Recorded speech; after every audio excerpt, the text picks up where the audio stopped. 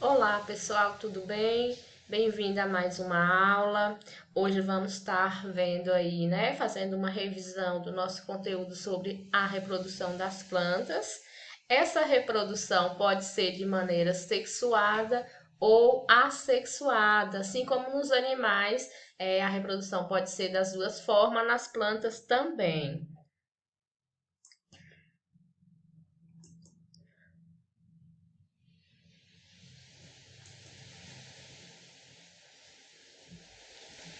Bom, as plantas, né, como a gente já sabe, é formada pelo caule, pela raiz, pelas folhas, as flores, os frutos. Então a gente vai ver um pouquinho sobre cada uma delas, de que forma que isso aconteceu, e ver também que ela é dividida aí, possui dois, vamos dizer assim, dois órgãos, tá? Os órgãos que chamamos de vegetativo, as estruturas que são órgãos do vegetativo, que são as folhas, a raiz e o caule, e também temos aí o órgão reprodutivo, que no caso são as flores. Olha, a gente tem aqui o ciclo reprodutivo, né? Como que ocorre, a forma que vai acontecer essa reprodução. Então, é através do que? Das flores.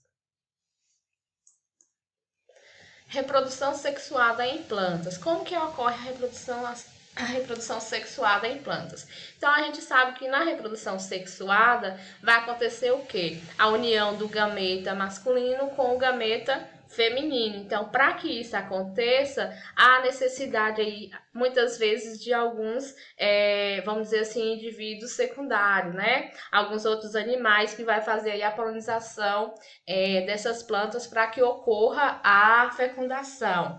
Outras vezes vai ocorrer a ação aí do vento, da água, né? A chuva, as gotículas da chuva vai levar aí grãos de pólen de uma planta para outra. Isso vai ocorrer o que? A reprodução sexuada, ou seja, um grão de pólen aí de uma planta feminina vai encontrar aí com uma de uma planta masculina e vai ocorrer a fecundação e a formação aí do zigoto, né? Como sabemos, a gente tem aí as plantas que possuem aí uma variedade enorme, né? Algumas que possuem apenas uma semente, como no caso do abacate, e outras que temos várias sementes dentro do seu interior, como no caso aqui a gente tem a imagem do mamão. Então é nessas sementes que vai estar contendo aí o embrião, né? Para poder fazer aí a reprodução. Muitas vezes a gente sabe que plantando essa sementinha que ela vai germinar e esse novo embrião vai transformar aí numa nova plantinha. Já na reprodução assexuada em planta, nós temos algumas formas, tá? Se vocês conversarem aí com algumas pessoas da região de vocês, né? Principalmente quem mora na zona rural, que faz plantio, vai entender. Nós temos aqui a reprodução que chamamos de divisão de torceira, tá? Eu vou mostrar aqui para vocês um exemplo da divisão de torceira. Por exemplo, um pezinho de cebolinha. Cebolinha é aquela que a mãe de vocês compra na feira, por exemplo. Ela pode ser chamada, a forma que ela se reproduz pode ser chamada de divisão de torceira. Por quê? Se a gente pegar aquela cebolinha, puxar ela um pouquinho e dividir ela ao meio e plantar, ela vai gerar uma nova pezinho de cebola. Então, essa forma de reprodução é chamada de reprodução aí de torceira, tá? Nós temos aí as orquídeas também como exemplo, pés de bananeira também são exemplo desse tipo de divisão, desse tipo de reprodução, que é uma forma de reprodução assexuada em plantas. Nós temos também uma outra forma de reprodução assexuada das plantas que é chamada de estáquia. É quando você vai tirar um pedaço da planta, né, um galho da planta, você vai colocar aí. Muitas vezes a gente coloca direto na terra, outras vezes a gente coloca num potinho com água até ela criar raiz e aí a gente plantar e essa planta vai gerar um novo indivíduo. Essa é chamada de reprodução assexuada, né? Estáquia também é um tipo de reprodução assexuada das plantas. E uma outro tipo de reprodução é que chamamos de enxertia, tá? É quando eu pego o galho de uma planta, por exemplo, vou dar um exemplo de um umbuzeiro. Eu pego um galhinho do umbuzeiro e vou em um outro tronco e coloco, e vai gerar um novo indivíduo aí com, vamos dizer assim, com uma variedade diferenciada. Esse procedimento é chamado de enxertia e também faz parte de uma reprodução assexuada em planta. Bom, nas plantas nós temos aí o que chamamos de seiva mineral e seiva orgânica, tá? Na seiva mineral, como podemos observar aqui, é todo aquele material que é absorvido aí pelas folhas, tá? Como o gás carbônico, né? Que ela reabsorve aí do ambiente, faz processo aí da fotossíntese através disso. Então, era chamado de seiva mineral. E também a seiva orgânica. A seiva orgânica é aquela que vai da raiz direto para as folhas, né? Para toda a planta. Ou seja, a seiva orgânica é o que sobe da raiz para toda a planta e a seiva mineral é o que vem da folha para a planta. Bem, e para que a gente possa entender melhor, as plantas foram classificadas em 4 grupos. Nós temos aqui as briófitas e as pteridófitas, que são 2 grupos. Depois vamos ver os outros 2, tá? Então, assim, as briófitas foram as primeiras plantas que surgiram no ambiente terrestre, tá? Então, assim, elas são plantas bem rasteiras. Nós temos algumas, como exemplo aí os musgos e de locais úmidos. Então, elas foram as primeiras plantas a surgir aí no ambiente terrestre.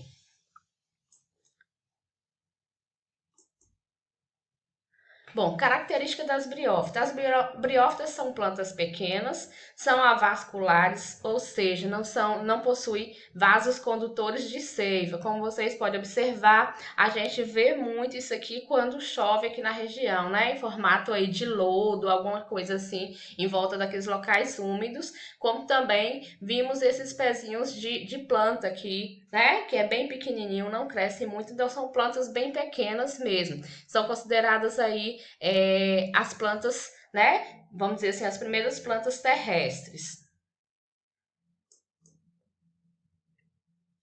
Características das briófitas. Como vocês podem observar, elas possuem os rizóides, caloides e os filóides, né? O que são os rizóides? São as raízes, caloides, os caules, e os filóides são as folhas. Não possui como posso dizer, não possui flores, né? Nem sementes, são plantas que possuem apenas essas estruturas, tá? São plantas avasculares, como eu disse, não possuem vasos condutores de seiva. Como que ela se reproduz? Ela se reproduz de maneira sexuada, ou seja, quando vocês vê esse tipo de planta, ela não precisa aí de um indivíduo macho ou fêmea, ela vai crescendo aí, formando verdadeiros tapetes verdes, tá certo? E aqui nós temos as pteridófitas, que já é o segundo grupo das plantas. Desses representantes, nós temos aí as samambaias, as avencas e os cavalinhos. Também são plantas, essas, no caso, já são plantas são vasculares. No caso das briófitas, são as avasculares e essas são plantas vasculares. Porém, também, elas ainda não são plantas que possuem sementes ou flores, tá? São plantas que ainda são consideradas ainda plantas, vamos dizer assim, que ainda não evoluiu.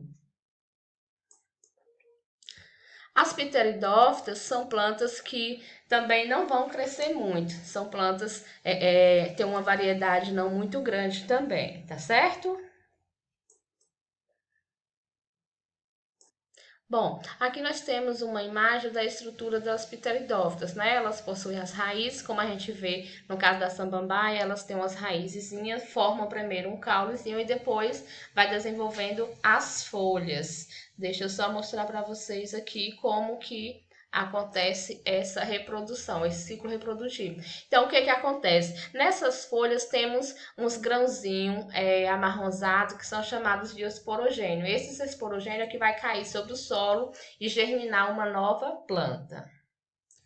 Bem, vimos lá o grupo das briófitas e das pteridófitas. Agora vamos ver o grupo das gimnospermas e das angiospermas. Então, essas plantas aqui já são consideradas mais evoluídas, né? No caso das gimnospermas, elas já possuem aí as sementes. Elas já vai ser plantas que contêm as sementes. E as angiospermas já vai ser plantas aí que vai ter todos esses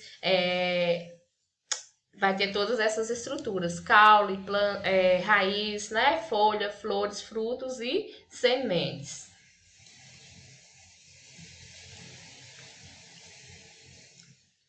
As plantas de gimnosperma, nós temos aqui alguns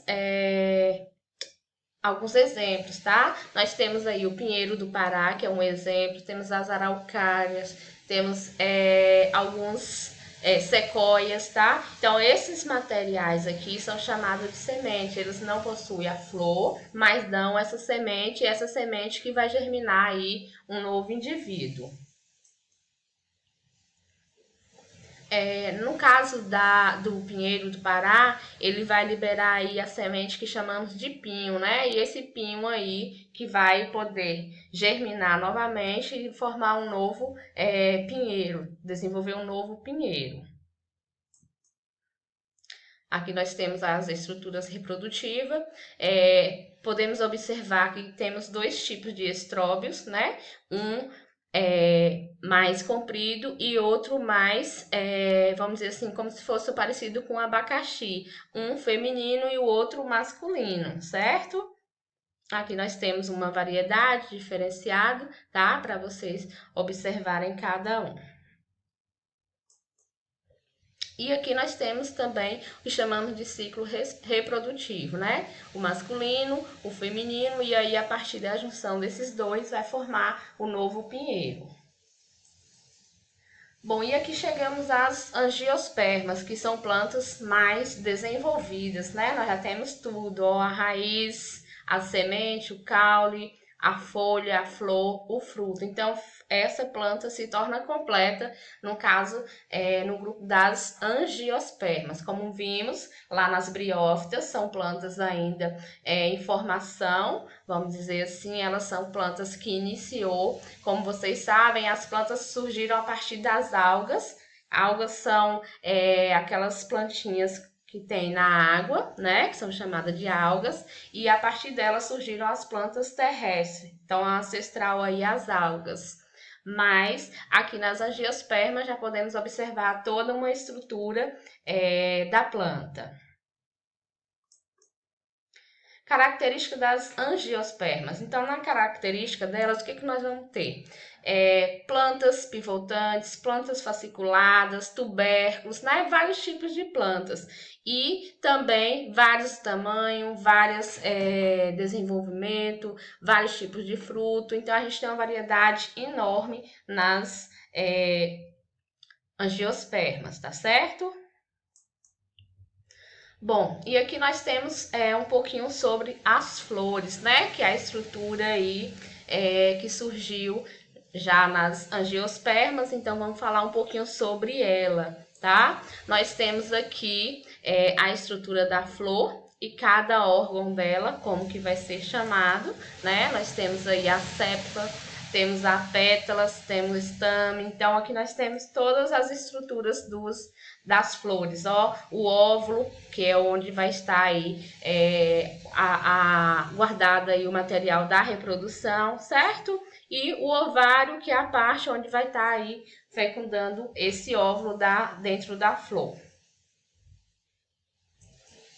Temos os frutos, como eu disse antes, temos frutos que possuem apenas uma semente, como também temos fruto que possui várias sementes, né? Onde o embrião vai estar armazenado aí dentro desse material que chamamos de semente e que é envoltório aí pela massa que tem em volta dele. No caso, nós temos aqui o abacate, a semente vai estar guardada dentro do seu interior, como também o maracujá e vários outros exemplos de fruta, né? Como, por exemplo, a manga também é formada apenas por uma semente e vai estar lá no seu interior.